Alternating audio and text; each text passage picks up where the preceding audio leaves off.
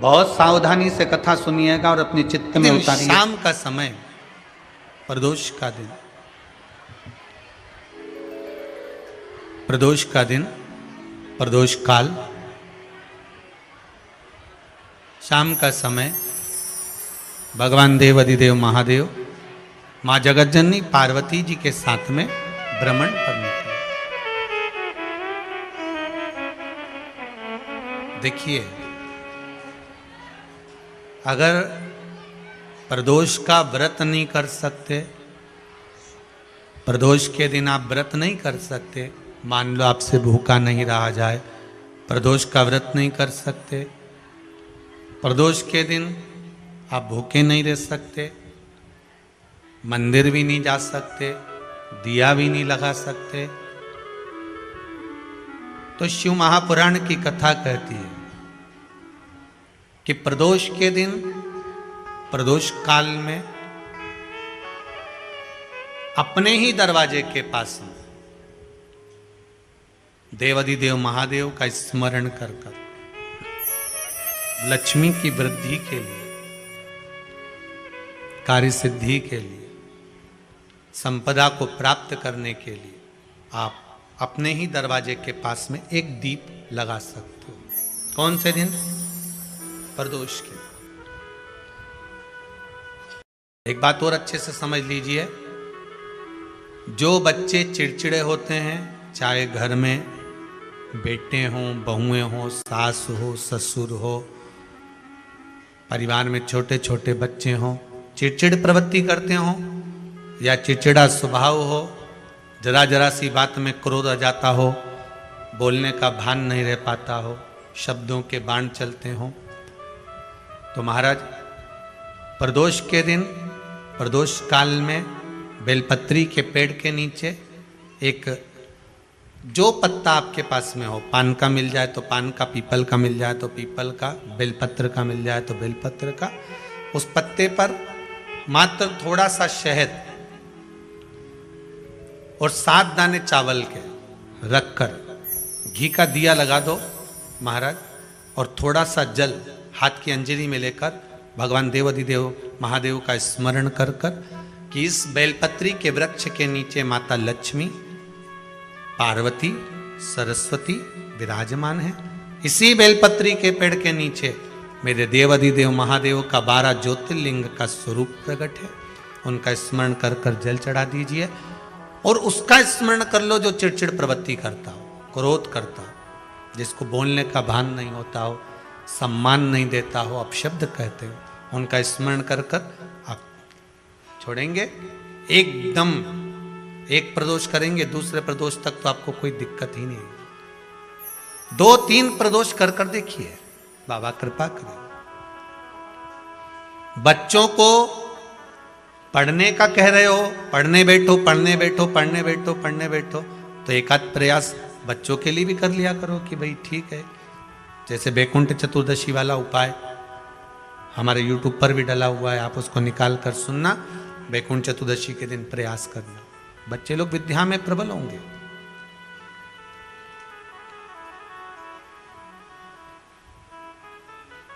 शिव उपासना का जो फल है वह 1000 गुना। ब्राह्मण देवता आज मंदिर के दरवाजे पर बैठे हुए थे, मंदिर की बुआरी लगाकर बेलपत्री को उठाकर एक बोरे में, एक बारदान में, एक झोले में भर रहे थे।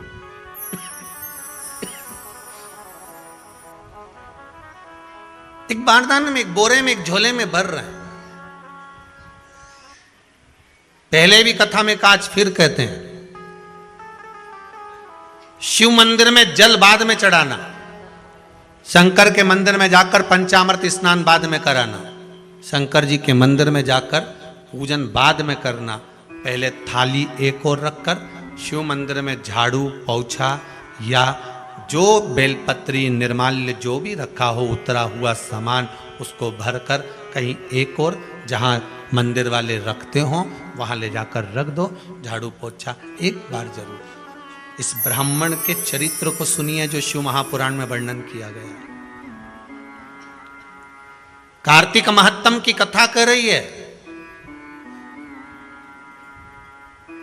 कार्तिक मास में पड़ने वाले प्रदोष के दिन महाराज वो ब्राह्मण बेलपत्री को उठा उठा कर बारदान में भर रहा था।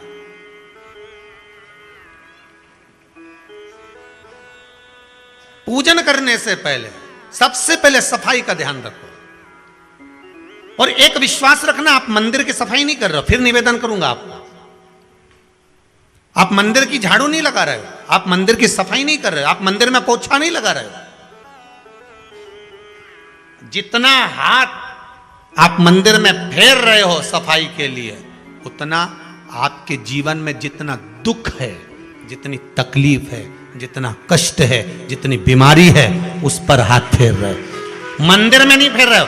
नहीं तो सारी दुनिया में जितने मंदिर हैं, सारे मंदिरों में ट्रस्टियों ने कुछ ना कुछ लगा के रखा है। स्वीपर आता है, साफ करके जाता है, ये आएगा सफाई कर कर जाएगा। पंडित जी होंगे तो बुआरी लगा देंगे, पंडित जी होंगे सफाई कर देंगे। उन्होंने तो पंडित जी को बोल के रखा है कि साफ कर दो, पंडित जी करते भी हैं, पर पहला फर्ज आपका है कि आप मंदिर में आए हो तो पहले आप सफाई करो। क्यों? क्योंकि हम उसका द्वार साफ रखें। आज के समय में तो एक नियम हो गया साहब कि मंदिर में जाते हो तो मंदिर के दरवाजे पर चप्पल उतार के जाते हो, नहीं तो शास्त्र रीति तो ये कहती है कि मंदिर में भगवान सामने बैठा है तो उसके सामने चप्पल भी नहीं उतरना चाहिए। तो कई लोग कहते हैं मंदिर के अंदर थोड़ी ना उतार, हम तो जीने से भी बाहर, एकदम गेट के बाहर वहां उतार, पर सामने तो है ना, सम्मुख में तो है। तुम्हारे यहां अगर 4 लोग दिवाली मिलने आते हैं ना, तो तुमने चप्पल रखने का भी स्टैंड बनाकर रखा है, साइड में उतारिए, दहली पर मत उतार देना, थोड़ा साइड में उतारो। सामने से सब आते जाते रहते हैं, सामने उतारो, सम्मुख में क्यों उतार रहे हो?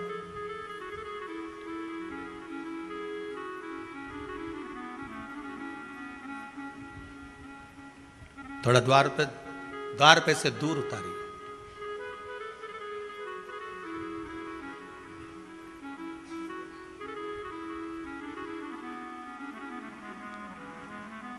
अभी तो कुबेरेश्वर धाम में काम चल रहा है, आप लोग जो दान दे रहे हो, आपके दिए हुए दान से निर्माण चल रहा है।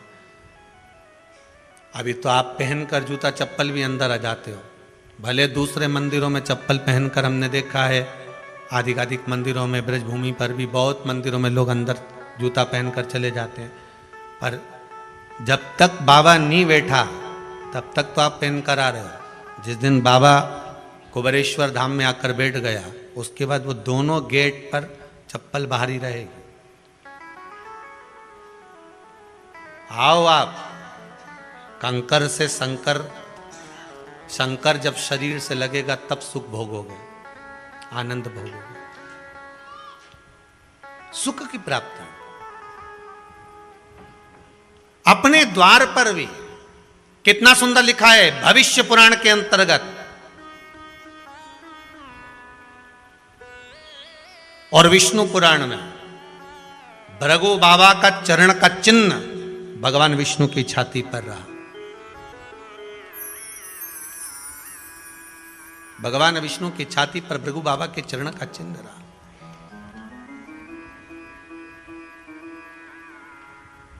चरण का चिन्ह। अब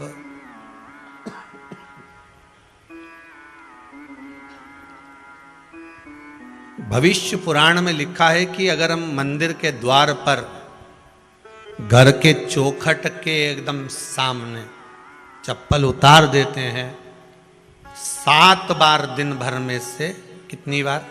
7 बार विष्णु पुराण कहती है ऐसा कोई दिन नहीं होता जिस दिन दरवाजे पर 7 बार लक्ष्मी आकर खड़ी नहीं होती हो। कल एक कथा कही थी आपको कि प्रत्येक मनुष्य के भाग्य में सुख लिखा है, केवल मंथन करना। भविष्य पुराण कहती है 7 बार लक्ष्मी प्रत्येक मनुष्य के दरवाजे पर जाकर खड़ी होती है, पर द्वार पर चप्पल पड़ी होने के कारणवश वो लौट कर चली जाती है। बहुत ध्यान दीजिएगा महाराज, थोड़ा सा आपको बुरा लगेगा, लग जाए, पर शिव पुराण है, जीवन संवार देगी तो अच्छी बात है,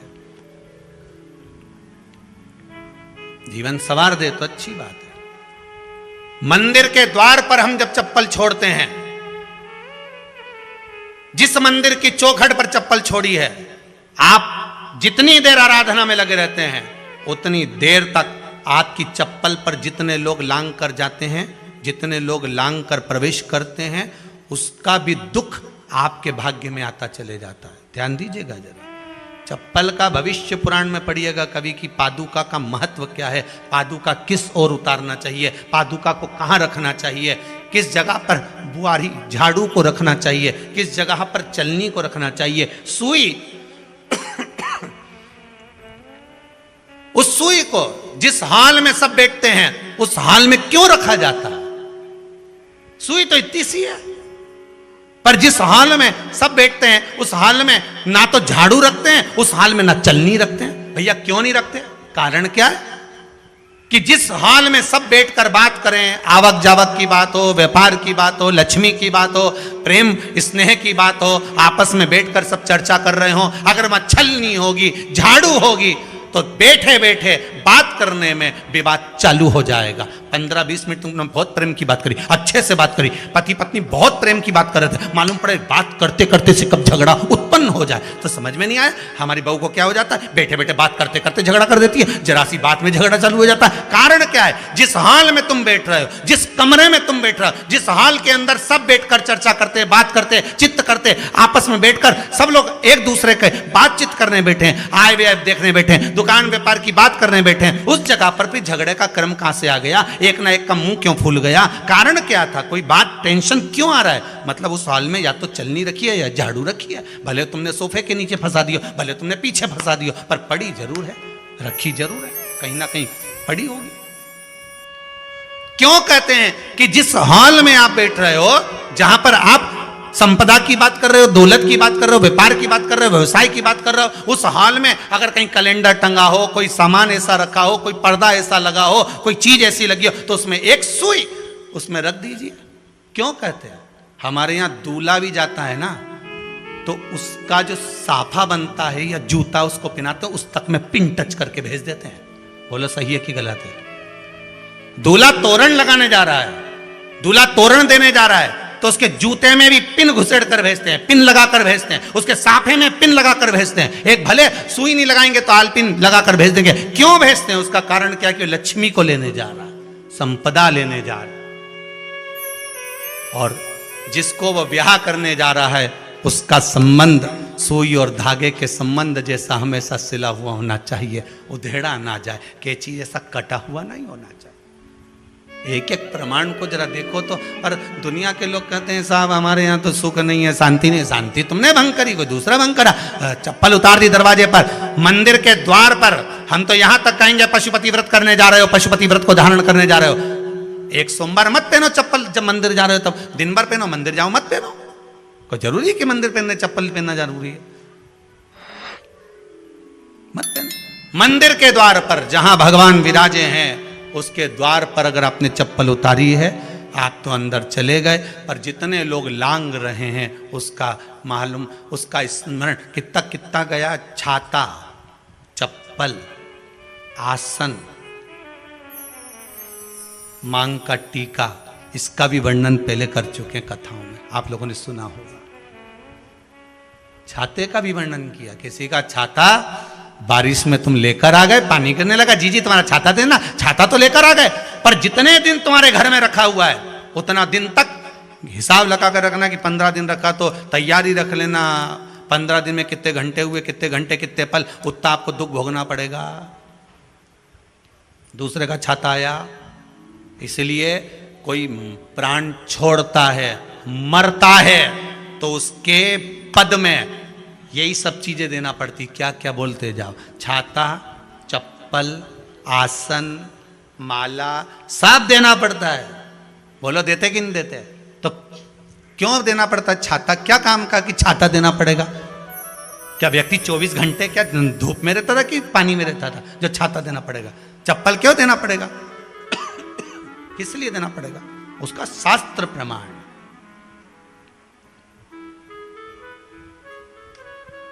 जरा सा राजा परीक्षित ने जरासंध के मुकुट को सिर पे पहन लिया था और बुद्धि बदल गई थी। समीक बाबा के गले में मरा हुआ सर्प डाल दिया था। सही है कि गलत है? केवल मांग का टीका अर्थात सिर पर मुकुट बदला और काम हो गया। बहुत ध्यान देना पड़ता है महाराज, बहुत ध्यान देना पड़ता है।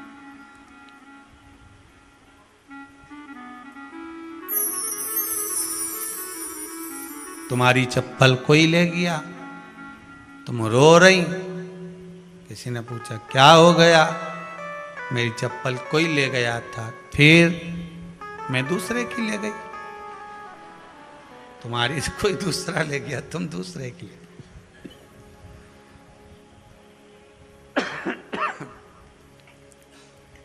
नहीं भाई,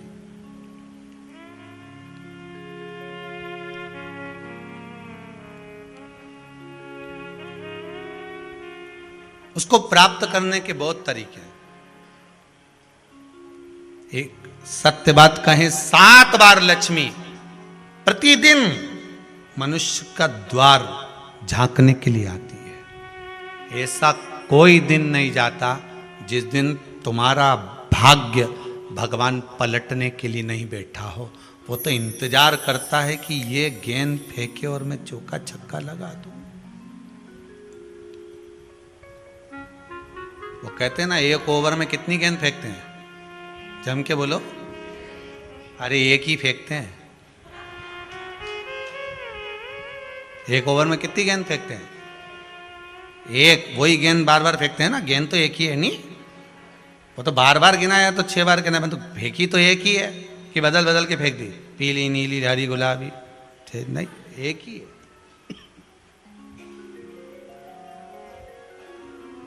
बदल बदल कर आया, गेंद 1 ही थी, फिर फेंका कि ये तो वाइट निकल गई, फिर फेंकी, गेंद वही है, गिनती में 6 जा रही है।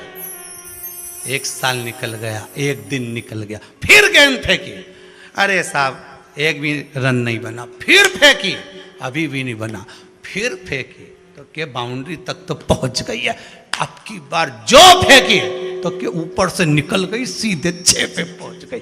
भगवान भी ये कहता है, 1 ही गेंद है, 6 बार फेंकी है। शास्त्र कहता है 7 बार दरवाजे पर लक्ष्मी आती है, मौका देखती है कि कब मौका मिले मैं इसके घर में प्रवेश कर जाऊं। पर कभी कभी ये निंदा करती दिखती है, कभी बहू की चुगली करती दिखती है, कभी टीवी में मन लगाए दिखती है, कभी सुई धागा लेके बैठी मिलती है, कभी झाड़ू लगाती फिरती है, कभी दरवाजे पे चप्पल खुली मिल जाती है, कभी कुछ मिल जाता है। मैं बार बार आती हूँ, अब नहीं माने तो मैं कई करूं, मेरे को तो जाना पड़ेगा। मेरे को तो जो नियम है, सर्विस करने वाला, नौकरी करने वाला तो टाइम पे आएगा। तुम भले कंप्यूटर चलवाओ, चाहे मोबाइल उड़वाओ, चाहे तुम लिखा पढ़ी करवाओ, बोलो सही है गलत है, उसको तो करना है।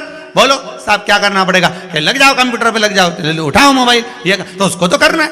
वो तो टाइम पे पहुंच गया 9 बजे। लक्ष्मी जी भी टाइम पे आती है। आई दरवाजे पे क्या देखा उसने कि ऐसा ऐसा है। कई कई की तो आदत पड़ी, रोटी घर में बना हुआ सारा दाल चावल सब्जी वब्जी जो बच गई उठा के मैं दरवाजे के पास में रख के आ गई। लक्ष्मी जी सोचे बताओ, ऐसा तो पहले से रख, अंदर चली गई और ऐसा खिला दिया तो मैं तो नहीं जाऊं। लक्ष्मी जी वापिस चलती। कई लोगों की आदत, आटा छना हुआ, ऊपर की जो चापड़ थी उनने कहा गाय खा के चली जाएगी, ओटला पे पटक के आ गए। लक्ष्मी जी इतने में आई कि चापड़ तो यहाँ पटक के चली गई, मैं काय को जाऊं, छलनी में से जा उधर, नहीं जाऊं। कितना कितना कहा है महाराज, केवल 1 दिन का इंतजार रहता है, दिवाली आए लक्ष्मी जी हमारा घर आएगी ने, लीप लिया ने, पोत लिया ने, मांडना भी मांड लिया, लक्ष्मी जी का पाँव भी मांड लिया ना, कमल का फूल भी मंगवा लिया, गेंदा की माला भी बुलवा ली, सारी गेंदा वेंदा की माला दरवाजे पे भी लगा दी, चौक मोक पूर के बैठी इंतजार में, लक्ष्मी जी आएगी, लक्ष्मी जी आएगी। लक्ष्मी जी बोली मैं तो रोज आऊँ री जी, मैं तो रोज आऊँ, पर कई करूँ थारी बुद्धि काम नहीं करे, मैं कई करूँ, मैं तो रोज आऊँ। फिर के लक्ष्मी मैया अब की बार आ गई तो जाजे मती रही, बड़ी तकलीफ में हूँ। लक्ष्मी जी बोली नहीं जाना तो पड़ेगा, दिवाली का दिन है, हमारे 10 के घर जाना पड़ता है, बड़ी मुश्किल से तो गुजिया पपड़िया मिलता है, नहीं जाऊंगी तो अच्छा नहीं लगेगा, तो जाना तो पड़ेगा, पर रोज आऊंगी, प्रतिदिन आऊंगी। तू अगर मुझे रोक सकती है और अपने घर में बुला सकती है तो बुला ले, और आऊंगी मैं प्रतिदिन और जाऊंगी भी मैं प्रतिदिन। लक्ष्मी आती भी खूब है और जाती भी खूब है, एक जगह टिकती कभी नहीं है। बस उसको बुलाने का तरीका होना चाहिए।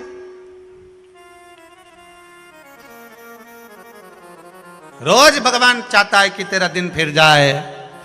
कथाओं में भी आप लोग बोलती हो, आंवला नवमी वगैरह की बोलना, जैसे ही का दिन फिर या, ऐसी बोलती हो ना वो कथा, कहानी सुनती हो जब, कैसे बोलती हो कहानी सुनने के समय पे, ये जैसे ही का दिन फिर या न वैसा हमारा दिन फेर जे माता, ऐसा कर जे माता। तो माता जी बोले मैं तो रोज का दिन फेरूं तेरा, तो काहे के चिंता करे री कमला, काहे चिंता करे, मैं तो रोज का फेरू, तू सुधरे तो। मैं तो बिल्कुल तैयारी में।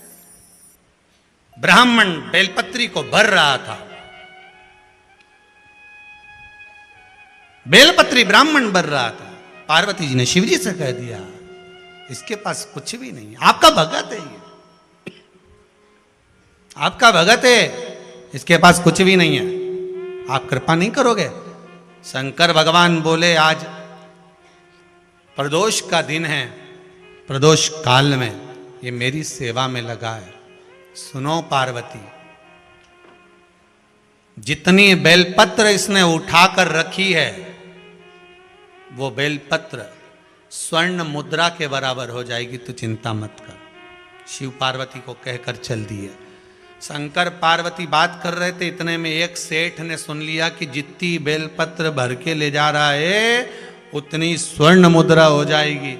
बनिया ने सुन ली, सेठ ने सुन ली, तो जैसे ही शंकर पार्वती गए, सेठ जी उस ब्राह्मण के घर चले गए, 100 सोने की मुद्रा देकर कहा जितनी बेलपत्र है चढ़ी हुई मुझे दे दे, जो चढ़ी हुई बेलपत्र है वो मुझे दे दे। महाराज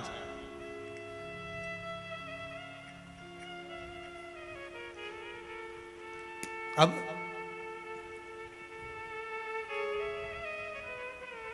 चढ़ी हुई, ब्राह्मण देवता ने पूछा आप करोगे क्या?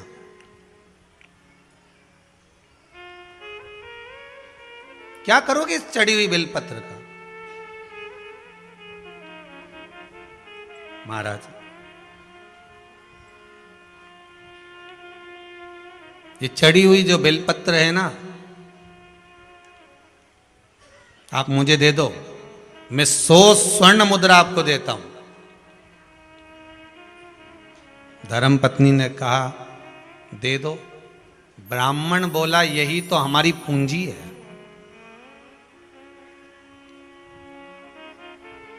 यही हमारी पूंजी है।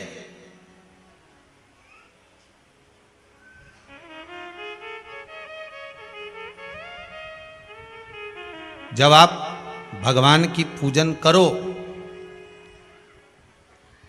पूजन करने के बाद जब विसर्जन होता है देवताओं का, आप पूजन पे से ब्राह्मण निर्माल्य उतारते हैं,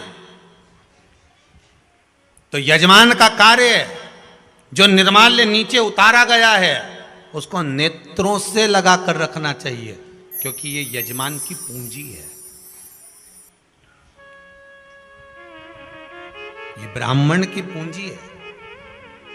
कर्मकांडी ब्राह्मण, पूजन करने वाला ब्राह्मण, भगवान की भक्ति में डूबने वाला ब्राह्मण, भगवान के भजन में, मंदिर देवालय में पूजन करने वाला ब्राह्मण जब यजमान से पूजन कराता है, पूजन कराने के बाद जब निर्माल्य को उतारता है, जो चढ़ी हुई वस्तु है जब वो निर्माल्य होती है उसको उतारा जाता है, तो ब्राह्मण भी यजमान से कहते हैं इसको नयनों से लगा लीजिए।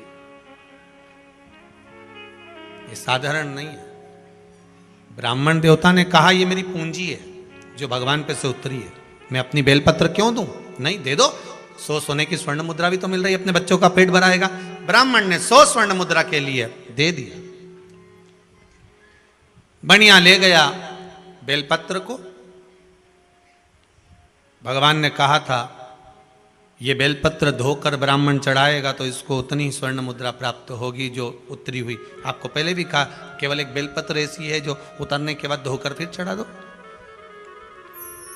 बनिया बैठ गया, आज नहा धो के स्नान करके चढ़ाने लगा। अब इसका मन शंकर जी में तो था ही नहीं, इसका तो उतना था कि ये जितनी चढ़ेगी उतनी स्वर्ण मुद्रा मिलेगी। अब ये तो लालच से कर रहा था। चढ़ती गई, सुबह से शाम हो गई, भगवान नहीं आए। इसने शंकर भगवान के शिवलिंग को पकड़ा और उस बनिए ने, उस सेठ ने शिवलिंग को